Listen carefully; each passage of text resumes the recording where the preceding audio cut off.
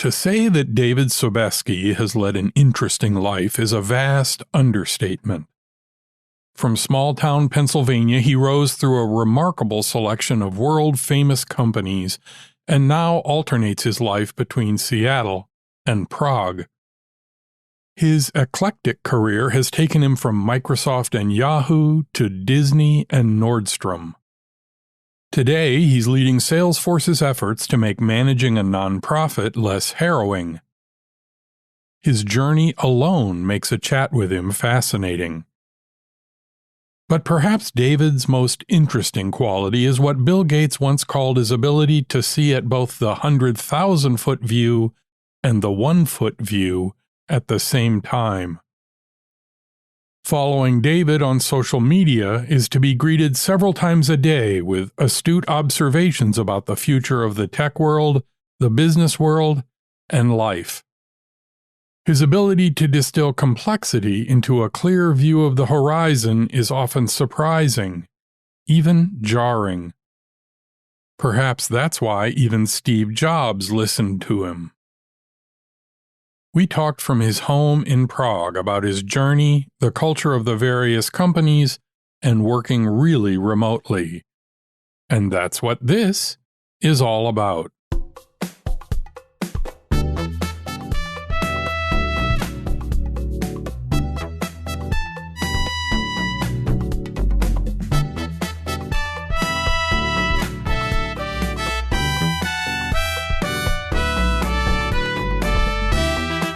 This is Leading Smart, the show about managing in the brainpower age. It's a field guide to the joys and challenges of leading and working in the modern workplace. I'm Chris Williams, your guide to the stories and ideas that I hope will inspire you to be a better leader in the world of knowledge work. This episode's conversation is with a leader who has seen an array of organizations and not only lived to tell the tale, but thrive. This is episode 234, my conversation with David Sobeski.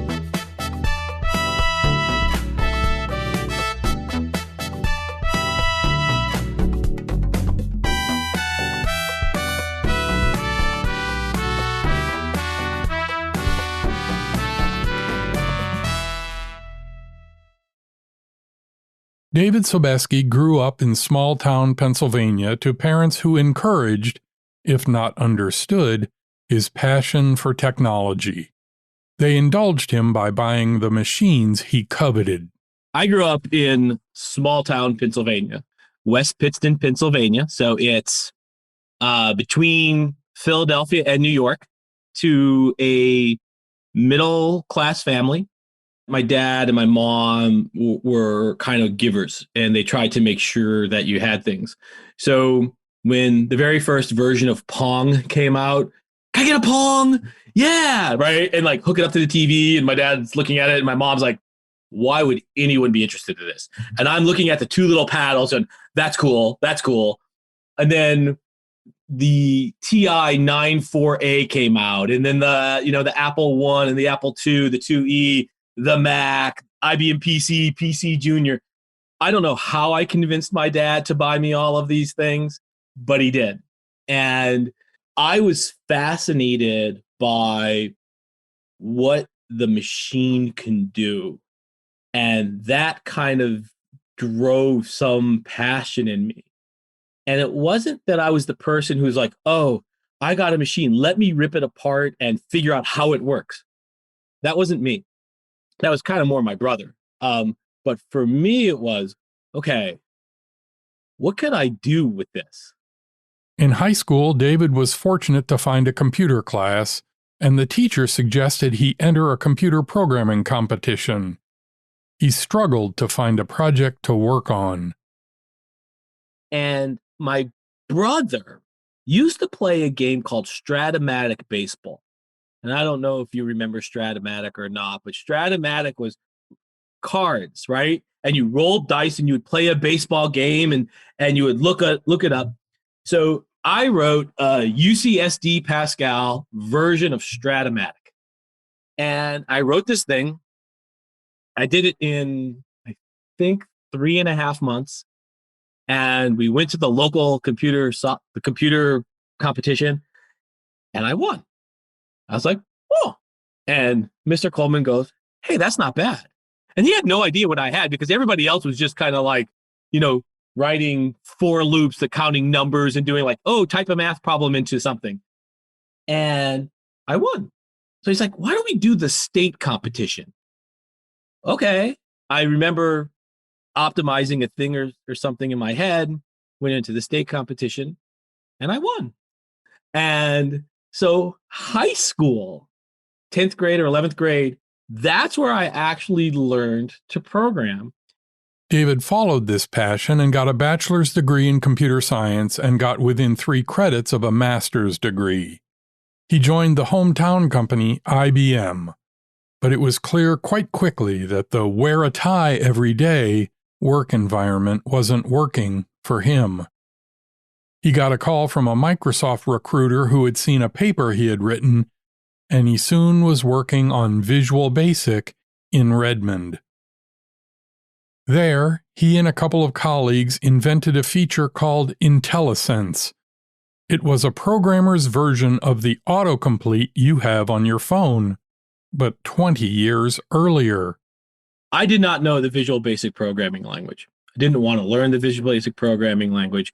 So 2 engineers, Matt Schulman and Martin Cebulka, the 3 of us got together, and I said, there has to be a better way.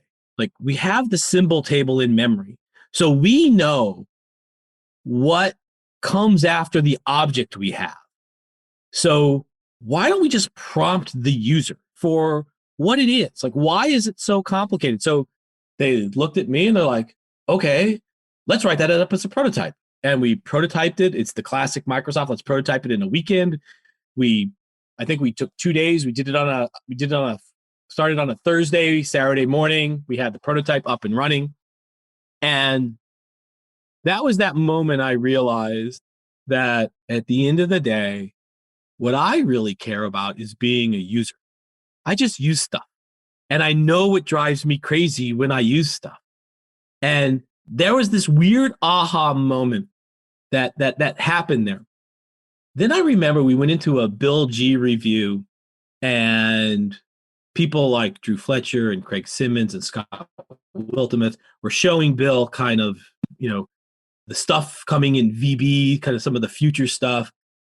And I don't know really why I was in the meeting, but I ended up at the end of the meeting, showing Bill some of the work we did on statement completion. And that turned into a hallway conversation. And he looks at me and he says, in that Bill looking down at you, so not really looking at you, but looking down and talking to you. And he said, you get the 100,000-foot view and the 1-foot view at the same time. That's unique. I like this. And then he walked away. But that was kind of that moment where team members kind of recognized it. I recognized it. And it was that moment where I said, okay, I kind of have this weird, uncanny ability to think about what people are going to want or what they should want to do. Now, I was doing it within a developer context, but that taught me something that people don't always do. First off, be a user. Just use things, and you'll figure out if you like it or not, and you'll figure out what doesn't work for you. Be a listener. And that's kind of the new thing. Like every management book today says, oh, you got to be a listener. But what they don't tell you is that's only half of the problem. Because you have to be both a listener and an observer. If you're not observing at the same time someone is talking and someone is showing or doing whatever, you're going to miss a lot. And that was something I loved to do. I love to, this is kind of weird, strangeness of me, but even today, like I love to go to a Starbucks. And even if I'm on my iPad, I'm listening to all the conversation and I'm observing everything around me. And by doing that and putting yourself in situations, you will figure out kind of what works and doesn't work and what people are frustrated with. And that got me from this caring about how it works the details of, bit shift this by X or Y, to really caring about why are we doing it? What is it we're doing? So kind of the other side, but not losing sight of the implementation. So one of the things that I do even today, no matter what job I have, I still write code. Like a lot of people I know who've been doing this for this long and who are now SVPs or VPs, they don't write code anymore. I still do. And I love it. And it keeps you grounded, and it keeps you to understand how things work. So when you are having conversations and trying to figure out things, you kind of know how things work today, and you know where things are just drive you crazy. So that's me. So it was VB kind of that taught me that. And then I was lucky enough to maneuver the Microsoft political system and all of that to get to know some pretty interesting people that let me be me. I'm Ben Slifka on the Internet Explorer team, Brad Silverberg, Jim Alchin, Bill Gates, David Vaskovich. All of these people, saw something in me that was, oh, wait a minute, this person kind of sees where things are going, and that's valuable and can articulate it. One of the compliments I got once, and I never really thought about it until much later on in my career, someone called me strange. They said, you're this weird person who can write code and actually stand up in front of 1,000 people and give a talk, right? Like you can tell the story. And I was like, oh, storytelling, that is an interesting concept. And then, of course, I learned kind of some of the fine art of storytelling much later on in my career. But yeah, it was early. It was kind of during my first year and a half at Microsoft where I realized that, you could sit there and just do as you're told and write something, or you can have some kind of vision, some kind of strategy. You can see where things are going, and you can influence others, right? You can help change your products for better. And that was the little nugget that got me going. This ability to see both the details and the result is not easy for most people. David seems to see it intuitively. Let me give you an example. So one of your guests talked about Tesla and how easy the Tesla vision is or something like that. But when you really think about it, it's not using the Tesla that gets you a Tesla. It's using the petrol car. It's using a bike. It's using a Segway. It's getting into a plane. I mean, we've been in planes now for well over a decade where they are landing themselves and we don't know it. It's understanding that and looking at all of these things. And once you look at all of these things, you ask yourself, okay, what doesn't work? Like, why is it annoying? Or like, why do I like one of my biggest frustrations of my iPhone and the car that I drive is that every time I get in that car, the music just starts playing. And a lot of us will say, no, the simple case is, or the 90% case is, you just want to start playing where you left off on your music when you got in the car. And the question is, well, not always. And if it really annoys you, how do you go fix that? Or how do you think about that? So, people, especially in the tech industry, which is kind of sometimes weird to me, they're okay with the bugs. They're okay with the thing not working. And they don't necessarily always think about how to fix it because it's not their primary job. Like your primary job isn't using Zoom, but 90 things that you don't like about Zoom today. 90 things that, prior to Zoom, you used Skype, and what annoyed you so much from Skype that you switched from Skype to Zoom, right? Like, okay, so you did it subconsciously, you did it, but you don't necessarily do that in your everyday life and in your everyday way of building products or engineering teams or whatever. So yeah, I don't think a lot of people have it, and you kind of have to force it, because I don't think a lot of people are storytellers, and I don't think a lot of people want to say they're customer first, or they put the customer first, but they don't necessarily really do that. They put other factors first, what makes it appear that the customer is coming first. And that's why I say, be a user, be a listener, be an observer. If you can do those three things, you will start to understand if it frustrates you, it's frustrating somebody else. So I think we we blindly take things for granted over time and say, oh, that's just how it works. And we let the bugs and the flaws, just we work around them rather than the software being fixed or the thing being fixed to do what's probably the right thing to do. I want all of my engineers who work for me, if I'm running an engineering team, I want my engineers to be, have empathy to customers. I want them to talk to customers. I want them to think about it. I'll have meetings where I'll say, have you used this or that? And people sometimes look at me like, what? A good example is at Disney, you go to a park and you stand in a long line and you just assume that is what you should do. And so I would have a meeting when we were talking about parks. I'd be like, what'd you do at the park?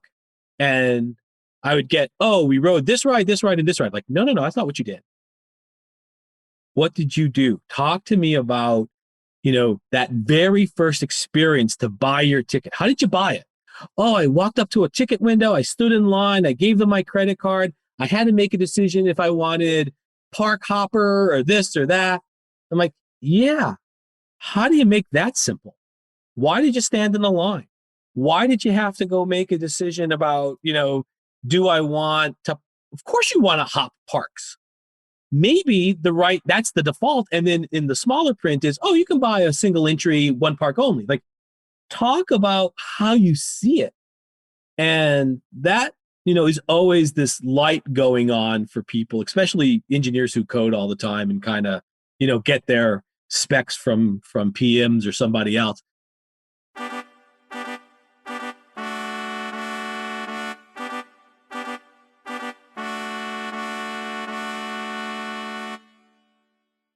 David's first leadership experience came at Microsoft.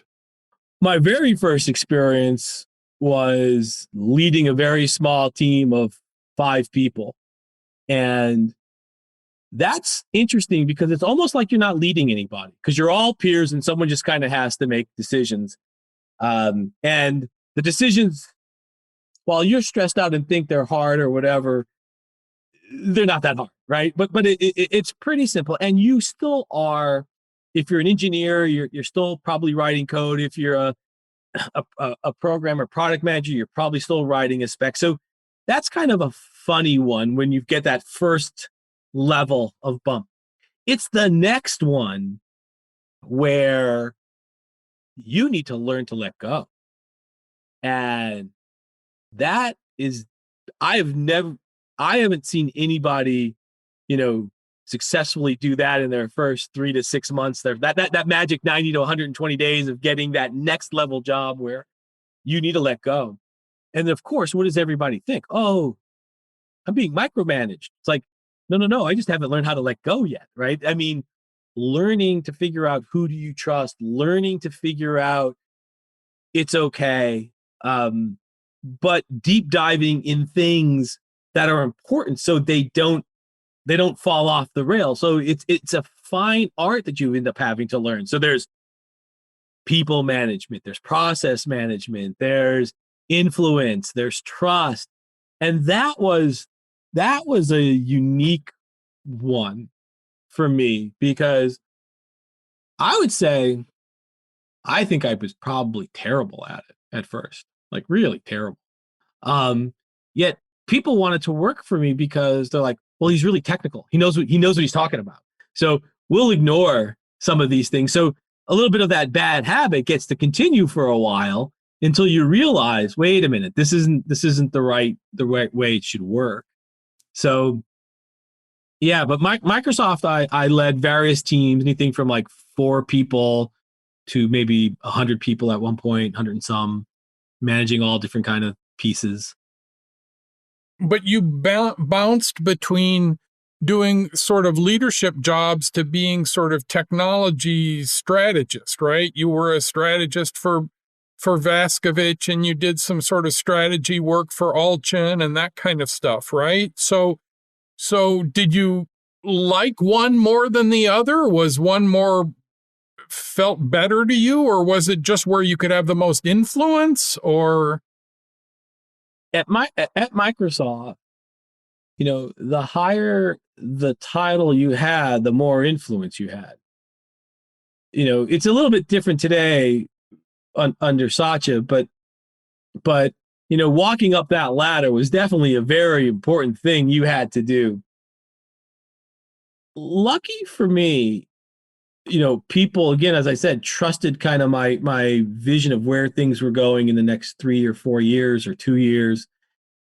And every job I had where you think I'm a strategist, I've also had a team. Like under Alchin, I had a team that, created Sidebar, was redoing the apps on the inbox apps. Under Vaskovich, we had something called Digital Memory Project that we built and ran. So I still ran organizations. People tend to like my vision for things, so they put me kind of in these vision and strategy roles and trying to influence others to get things done. I won't necessarily say that's always my favorite, but I am pretty good at it. And it is something that comes easy to me, is exciting to me to go talk about. And it's about having a great team, either that reports directly to you or to the side of you, that executes on those things. But I like being accountable and responsible for that end thing. What are we delivering? So at no point do I ever want to just be, or I ever thought of, I'm just kind of Jim's, strategy person. Like, no, I want to be accountable. Just like Brian Valentine is accountable for shipping Vista, I want to be in that room accountable for how does the user experience work, or what did we actually get done here? Like I want that accountability. So I can't just ever be one of these pure strategy vision people. I still have to roll up my sleeves, get into it, have those arguments of why are we building this? What are we doing? How are we going to get there? Who's going to do it? What I don't like is I'm a terrible Scrum person. Terrible. Like having a daily stand-up where you ask people, like, what did you do today? Awful. Right? I'm glad people do it. I don't. And I hire people to do it. But for me, it's about, here's the product we're building. This is when we said we're going to deliver, how we're going to deliver it. This is what we believe is the right set of features. So what is that thing we're building? And I focus on that, and I focus on user experience. I focus on interaction models. I focus on, in the cloud, should we be using REST APIs or GraphQL? So I'll dive deep where I need to. So do I like one over the other? I would say I like running organizations to go build products. I just happen to be good at the part of saying, what should the product do, and how should it look and work for what we're trying to accomplish. And I'm good at that. So in my day job, when I like look at my week, besides recruiting and a bunch of the management stuff that you have to do around P&Ls and stuff like that, I spend a good chunk of my time in product reviews, reviewing what does it look like, how does it work, why are we doing what we're doing, who is the decision maker, and not micromanaging people, right? There every once in a while, there's something you have to dive really deep on because it's driving you crazy that it's not working. But, making sure you have that right team, but we're all marching towards what we believe is the right product to build. So you made a couple of interesting career choices. And I'm trying not to say that with the snark that it just came out with. Like, for example, you chose to go to Yahoo at a really interesting time. I'm interested, like, what was it about Yahoo that was interesting and fascinating for you? I mean, you were there sort of, it was not going swimmingly when you went to Yahoo, right? Correct. When I got to Yahoo, Terry Simmel was the CEO. And I think within a month after I got there, Microsoft made a bid to acquire Yahoo. But I went to Yahoo for a very weird reason. So Vista was finished. Jim was leaving. Bill was gone. I think Valentine went to Amazon. People were just leaving. It was one of those times where it's like, okay, what am I doing? And it was one of those times to reassess. And Yahoo gave me one of those jobs, which was, we're going to bring you on as group vice president of engineering or something like that. We don't know what your job is. Figure it out. That was very compelling to me. And when I interviewed there were some there were diamonds in the rough who were all over the place. And I thought, okay, I can make a difference here. Yahoo is a very peanut buttered company, as the famous memo said, and they're doing a million different things. And Terry and a couple others, Ash and David Philo and Jerry Yang, gave me the ability to just come in, look at it, pick a slice that I thought was super interesting, and run with it. So that is why I went to Yahoo. Was there something also about getting to the Valley? Yeah. So look, Microsoft is this amazing thing. It's this amazing living being where you can spend a 25 or 30-year career at Microsoft. And the reason you can do it is because it's Silicon Valley, all in Redmond. I can go work on databases. I can go work on AR. I can go work on entertainment. I can go work on cloud. I can work on IoT. You can do anything. Any company that exists in Silicon Valley, there's some group somewhere at Microsoft in 40-some buildings running around doing it. And I thought to myself, it's like, wait a minute. I know a lot of people in the Valley. I know it's a different vibe. I just kind of want to do something different. So when I had that opportunity, yeah, I took it. Look, it was part about different cultures. And, I think again, as I talked to you about observing and listening, Microsoft created, I love Microsoft people. When I diss it on Facebook or Twitter, I'm actually doing it because I love it. Like, you just want it to work and be fixed. And it's a bunch of really great people. But if you grew up under the Bill and Steve management system, I would say if you took that to your next company, you were not liked very much. It was a mean way to manage. And when I got to Yahoo, first 2 weeks, man, was I a jerk. Like, like every meeting was like a Bill G review, right? And people were like, what is this? We're passive aggressive people. Why are you being aggressive? So, so you had to take a stop and you're like, oh, I actually need to go unlearn a bunch of things. And it actually made me a better listener, a better manager, a better, hopefully a better person, but it made you understand that companies are just different and they all have their strengths and weaknesses, and you need to understand the system you're in. If you want to be successful in the system you're in, you may not like it. And if you don't like it, maybe you need to ask it, why did you take the job to begin with? But there are different systems in play, and you need to try to understand them, and you need to try to be able to adapt to it, maybe change or educate the new system you're in to some of the benefits that you got out of the older system. Being in Silicon Valley also garnered some invaluable friendships. He managed to strike up a relationship with Steve Jobs, and they regularly spent time together, walking and talking over coffee, as David puts it. He befriended Mark Benioff, the founder of Salesforce, who would come back later to recruit David to run part of the company. After Yahoo, David ended up at Disney, but not directly. He followed an early passion for games to join a startup. I ended up going to a startup called Playdom. Playdom is a social gaming startup that competed with Zynga. We made highly scalable games. We sold that startup to Disney. So I didn't necessarily make the choice to go to Disney. However, the very first, in my interview, NEA was one of our the founding companies of Playdom. And our CEO, I said on my very first day, I said, we're going to get acquired by Disney. It's like, we're just in this entertainment content business with data. That's what Disney does. and we got acquired. We got acquired by Disney.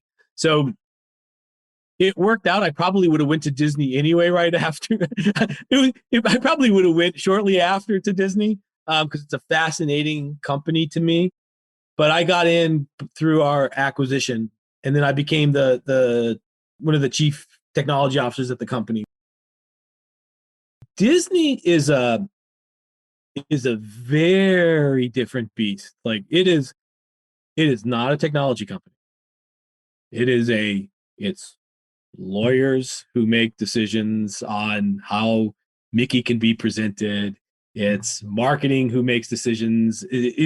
Technology kind of comes a little lower in the stack. So while you're very much appreciated and everybody at Disney wants to be a technology company, it's not one. And it thinks differently because of that. And it works differently because of that. It pays differently because of that. So here you are trying to hire some great engineers out of Google or Microsoft, and you want to pay stock to them. Well, guess what?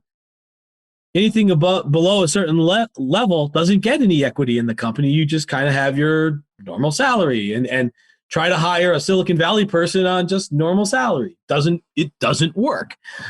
So it was definitely one of the most fun times that I've had in my career. It was also pretty frustrating at times, which is also oddly fun, maybe sadistically fun, on how frustrating it could be. And I thought Microsoft would always be the pinnacle of where I had the most fun, but Disney was pretty interesting. As you said, it is a creative company.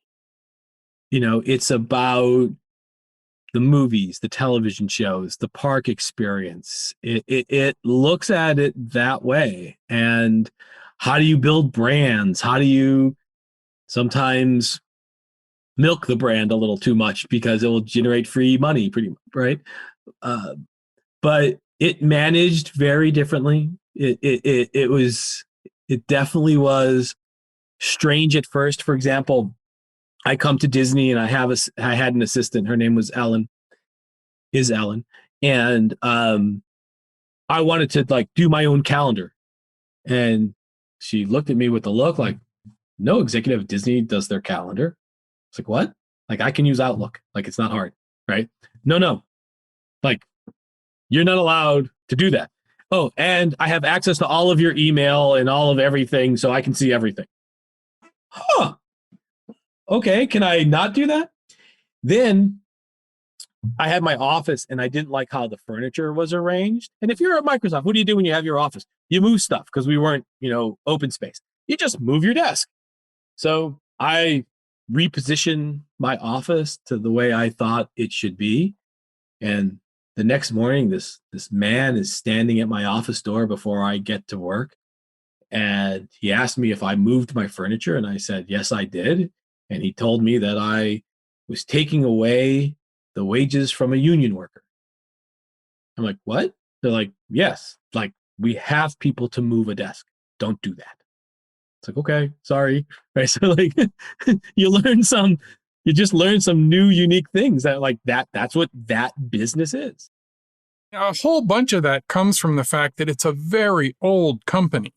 Yes, it's less than 100 years old, but in its world, it's an incredibly old company.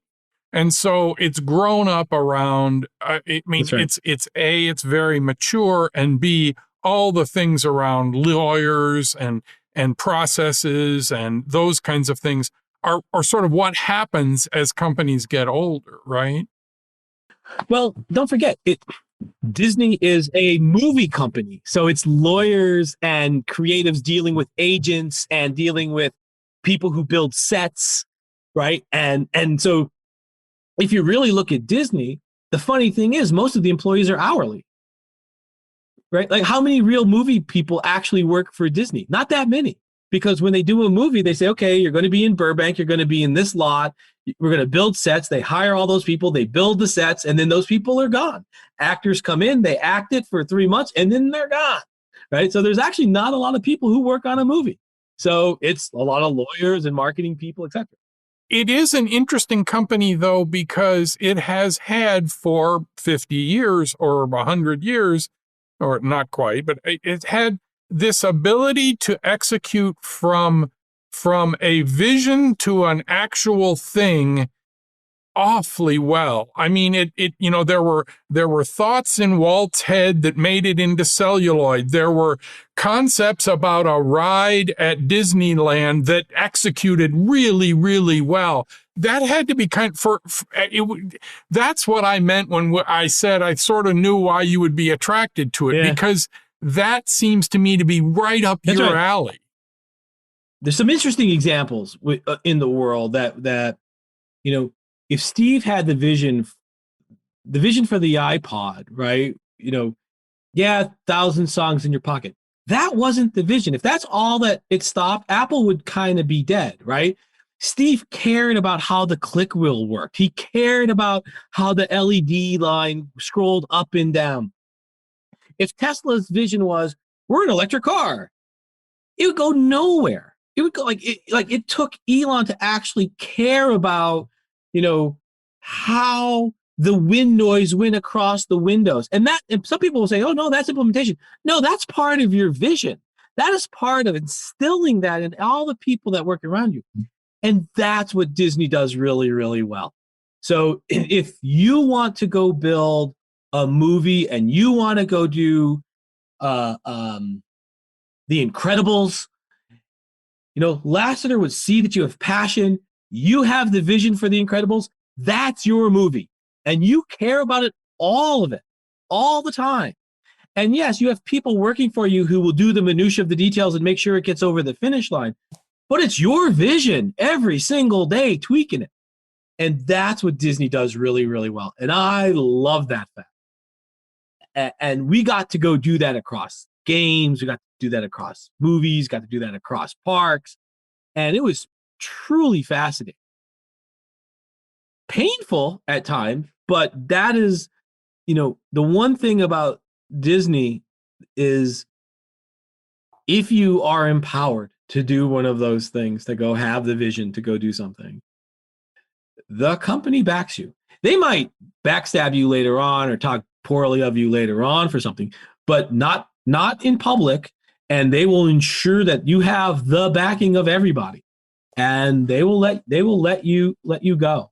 And it's very empowering, and they let you be very creative to go do that. And that was fun. That was terribly fun.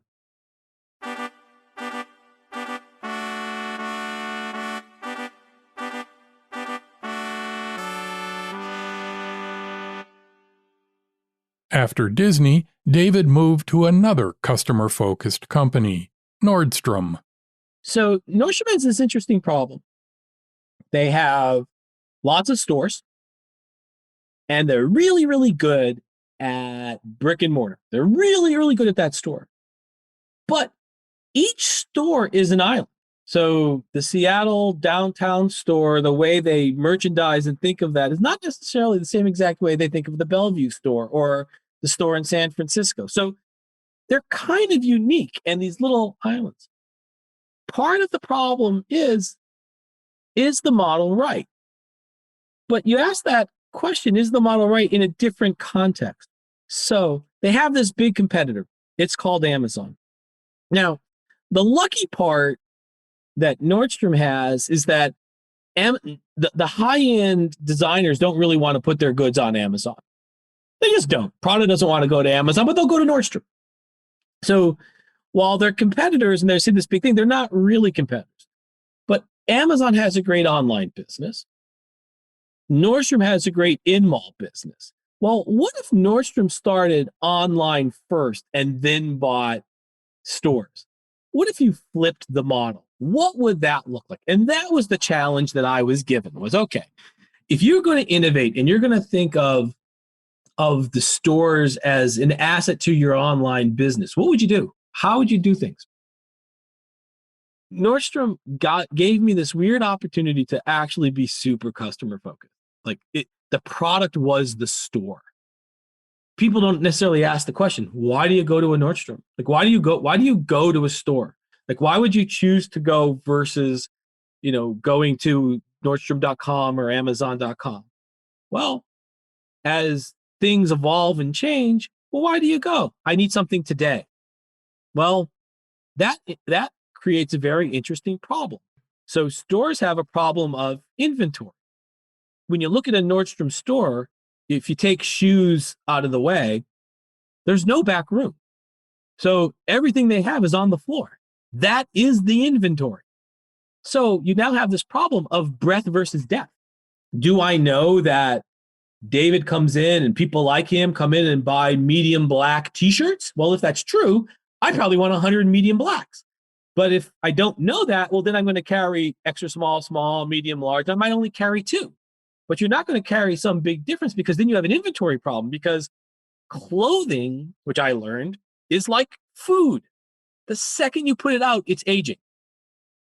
And then you only have 60 days to sell that. And if you don't sell that, then it gets discounted. And every time you're discounting it, you're losing more and more on margin.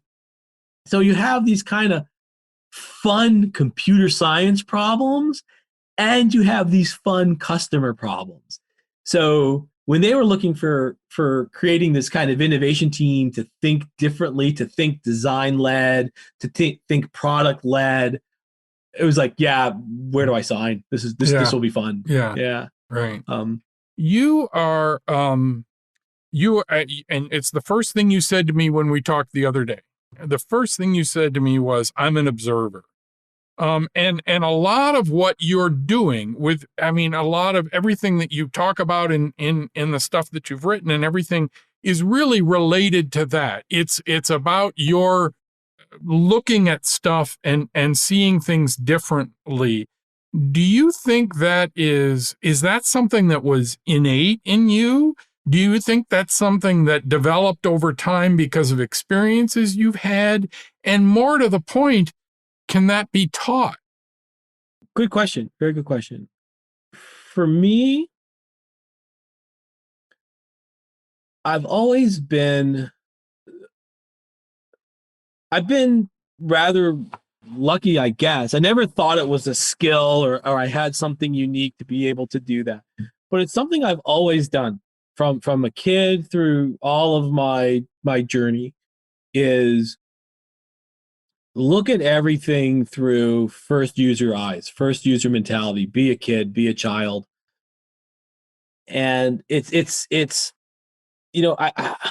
always questioning, and I don't know if it's because maybe I'm not trusting, and I say trust, but like I'm always questioning something, and I'm always trying to figure out, why that is, or where something's going, and I just kind of have this innate way of doing it. So I've been lucky that I think that I've always been that way through most of my life. The interesting question you ask to me is, can it be taught? And I think the answer is yes, with a caveat. So I do believe we can teach people how to have better observation skills, better listening skills, better user skills. It's almost like being a profiler in some way. Like how do you look at things and how do you profile it? People don't come out of university and magically become a profiler and go work for the FBI or anything like that. Right? Like it is definitely a taught behavior. So I think we can teach product people, engineers, all types to be users again and to understand it. So I do believe we can get there. The caveat is connecting the dots about where some technology might be going isn't necessarily easy. It might just be gut instinct. It might be intuition. It might be experience. It's unknown to me. And the reason it's unknown is because I read a lot. I'm naturally curious. So, today before this conversation, I listened to several of your podcasts, your early ones, to see how you started and how you changed as you went from, your beginning to now. I looked at, I listened to some other famous kind of podcasters on what they do. And then after doing that, that took me into reading a little bit about the differences in cryptocurrency today. So I was playing with cryptocurrency. Then that led me to looking at camera sensors to understand. I saw, as I was reading the web, and maybe it's my great ADD, but I was reading something on the web, and then I saw this article where somebody was taking a photo, and then they wanted to manipulate the raw data. I was like, oh, I wonder how a camera sensor works. So I have this natural curiosity, and I have this natural thing where I read a lot, I learn a lot. And that, I think, helps me try to understand where things are going. So do I believe we can create people, and people can learn, and we can create education classes on how to be better observers and listeners and help you to go build better products? I do. I think we can do that. Can I teach that, yes, we're going to use an ARM chip in the iPhone in 10 years. And 10 years from now, that same chip is going to power a Mac and going to power, something else. That I don't think I can teach. I think that's just kind of innate in some people to have that longer term strategy to see where things are going. So yes, with the caveat.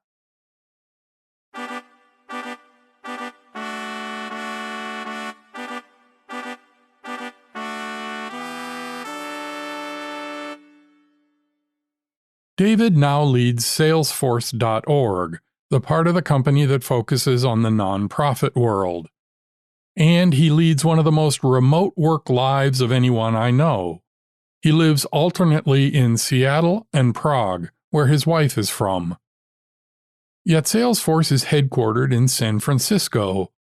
He's managed to make that work for several years. When we scheduled our chat, he was in Prague, and I was concerned about the time difference.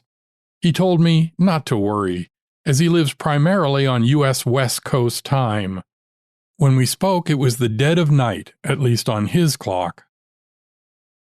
I asked David if he thought this remote work thing was going to stick for the rest of the world. I do believe if COVID lasted 3 months, we'd be having a very different conversation. But the fact that it lasted a year, the fact that people have changed behavior, I think that behavior change is going to cause changes. But we also need to look at the other side of that behavior, which is people being frustrated by staying at home, by not being able to go to an office. I was just telling someone the other day, I said, look, I am so happy for Microsoft. And they were like, why? I'm like, because in the beginning of my career, I got to go to an office, I got to socialize, I got to be part of that group, and it felt good. And I think there was value in that. Then I said, we did something very interesting where we devalued the office, and nobody realized we devalued the office. Open space is awful. Awful. And the reason it's awful is because it has created high school cliques. So if you're standing at a desk and all of a sudden you see 2 people go off to a conference room or 3 people go off to a conference room who you thought were in your team and you're not invited, you're kind of a little pissed. I wonder what they're talking about. How come I don't get to be in that conversation? So once COVID happened and we got people out of this awful open space, people started saying, I like working again. I'm not like, because now to have conversations, you get everyone on a Zoom or a team meeting or Google Meet or whatever, and you have the conversation with the right people in the room. So the clicks are going away. So there is value in that. So as all of these kind of different combinations are happening, do I think we're fundamentally going to change? I do. The technology is there. I think we are more apt to work at home. I think it's going to be a hybrid model. I think some companies will have offices. You'll determine if you want to go in a couple days a week or not. I think Google's going to go do that when they finally reopen. But I do think we've changed. I think society and the way people think have changed. Look, I think the hardest problem is for managers, because people managers in particular. A people manager's whole job is figuring out how to walk around to people. What are you doing? How are you feeling? How can I help you? What can I do? How do I remove this roadblock? So I think people managers in this world are going to have a difficult time. And I think the number of managers you have go down. So at salesforce.org, we were remote from the beginning. And, you know, in an organization of 150 people, there's 4 managers. When you're a new employee, your machine and your phone is shipped to your house. NEO happens, new employee orientation happens right from your machine. You never have to go to San Francisco for anything. Your Slack channels are done. Your everything is kind of ready for you. And we have, we record every Google Meet. We use Google Meet at Salesforce. Every meeting is recorded and stored so you can go back and look at it. I don't think many people do, but like we have a new way of doing documentation, which is different. Managers, a lot of my managers in particular, 15-minute scheduled chunks, like just to go talk to people, just to say, how's it going? We've figured out definitely a way to work remote. So .org is remote, but the rest of Salesforce.com wasn't that way. So when COVID happened, we're like, no change for us, right? It was, and of .org, like I think there's a couple pillar officers. There's San Francisco, Bellevue, and Denver, but that's still probably less than 30% of the employees that go to any of those 3 places. So 70% is truly remote. And we build software, we ship it, we deliver it with quality, on time. Well, usually on time, right? Yeah.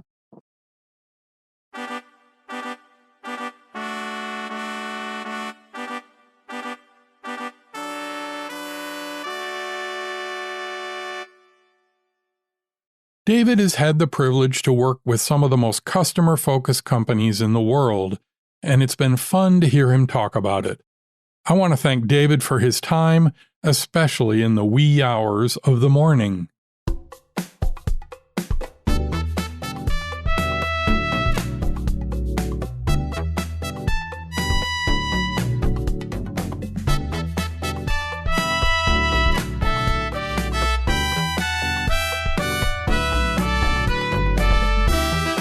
Leading Smart is from me, Chris Williams. You can find out more about the show and discover other resources for leaders at my website, clwill.com. I'm sure you know someone else who'd like the show. Please share it with them. Or spread the word on social media. I'd also love your feedback. I'm the CL Will on Twitter, LinkedIn, and Facebook. Or send an email to pod@clwill.com. That's it for this episode. The next episode continues the series on organizational culture. We'll look at how a great culture can drive success. It's called Harmonics. I hope you'll listen.